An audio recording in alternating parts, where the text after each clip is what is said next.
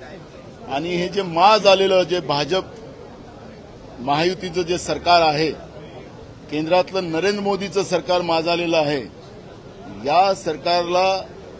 या सरकारची वास्तविकता आज आपल्याला पुढे आलेली आहे। यांचे आमदार असतील, यांचे कृषी मंत्री असतील, ते शेतकऱ्याला भिकारी समजतात। शेतकऱ्यांच्या बायकोचे कपडे हे घेऊन देतात, चड्डी बन्यानापासून तर चप्पलपासून हे घेऊन देतात।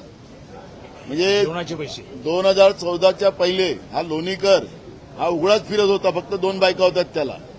अशा पद्धतीचं आता चित्र दिसते आम्हाला।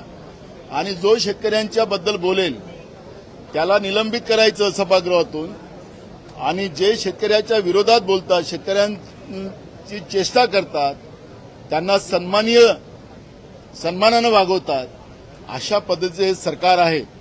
भाजप हे शेतकरी विरोधी आहे। आज महाराष्ट्रामध्ये अवकाळी पावसामुळे शेतकरी उद्ध्वस्त झालेला आहे। पिकं नाहीशी झालेली आहेत। शेतीचा हंगामाला शेतकऱ्यांजवळ पैसे नाहीत। घेतलेलं जे धान्य होतं त्याचे पैसे अजूनपर्यंत शेतकऱ्यांनी दिले नाहीत। बोनस देण्याचं आश्वासन दिलं, ते बोनस शेतकऱ्यांना देत नाही।